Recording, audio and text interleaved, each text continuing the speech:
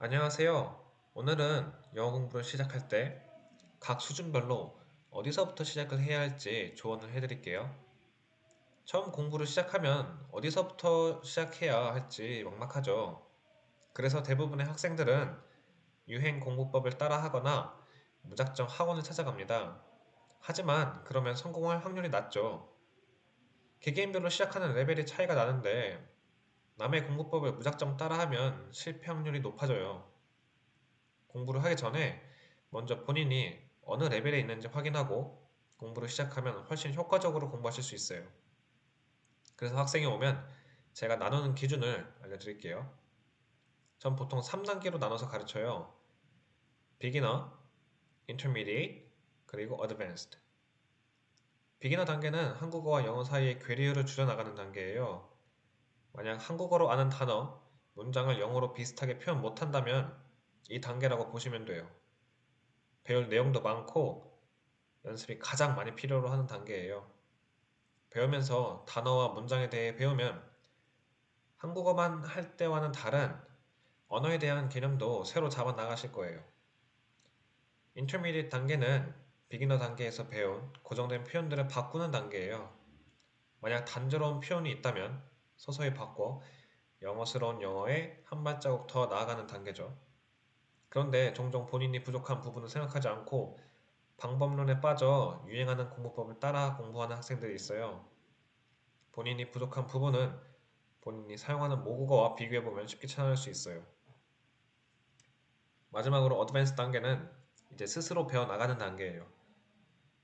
실제로 사용하다 보면 부족한 부분들이 보일 텐데 그런 부분만 배워나가면 돼요. 물론 요즘 유튜브에 많은 짧은 영상들을 통해 배워도 되겠죠. 비기너 단계에서는 유튜브 홍보용 짧은 영상들로 공부하는 건 별로 도움이 되지 않아요.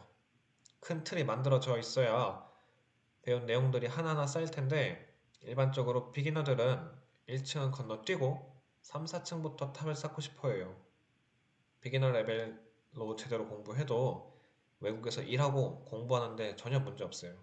저도 비기너 레벨에서 유학했습니다. 여기서 알아야 할 점은 어떤 방식으로 공부하든 인내하면 언어 실력은 결국 향상한다는 거예요. 기초만 제대로 잡으면 어린애들도 할 수 있는 게 언어예요. 어렵다고 생각하면 안 돼요. 그러니 다들 포기하지 말고 힘들 때는 가끔 튜터의 도움을 받아보면 길이 보일 거예요. 튜터는 학생의 문제점을 찾아내서 효율적으로 공부할 수 있게 다시 정상 트랙으로 옮겨줘야 돼요. 만약 3년 이상 학원을 다녔는데 아직도 제대로 영어를 못한다면 튜터가 제대로 역할을 안 한 거겠죠. 물론 학생들의 실력이 향상한 건 학생들의 노력이 80%입니다. 그럼 비기너는 어디서부터 공부하면 될까요? 먼저 처음부터 높은 이상향을 설정하지 말고 차분히 본인 실력에 맞게 공부해야 해요. 회화를 잘하고 싶다고 한 문장도 제대로 말을 못하는데 원어민과 대화하는 건 너무 비효율적이에요. 반대로 외국인이 한국어를 그렇게 공부한다고 하면 어떨까요? 바로 말리고 싶지 않겠어요? 만약 지금 영단어를 보고 제대로 읽지 못한다면 처음 한 주 혹은 2주 동안은 파닉스를 공부하세요. 단어를 받아들이는데 더욱 용이할 거예요.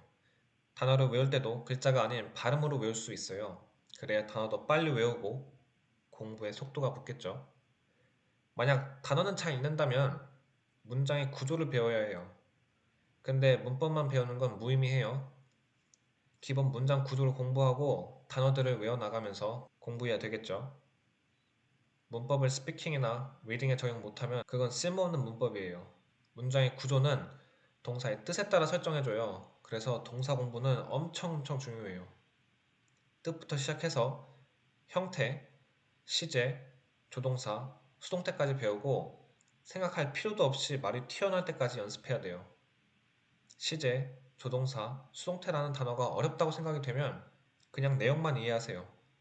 시제를 그룹 A로 놓고 조동사를 그룹 B로 놓고 그냥 개념만 공부하시면 됩니다.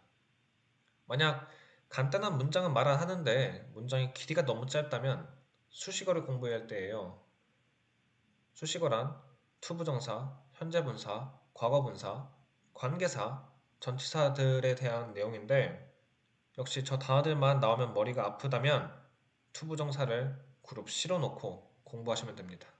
이외에도 문장을 공부하고 말하다 보면 부정형이라든지 관사, 비교급, 수량, 의문문, 잇 구문에 대해 궁금해질 거예요. 그럼 나머지는 그때 공부하면 돼요. 처음부터 다 공부하고 시작할 필요가 없어요.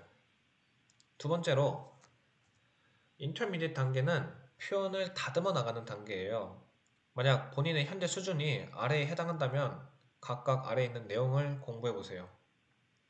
한국에서 영어를 배운 분들은 거의 99% 보이는 문제들입니다.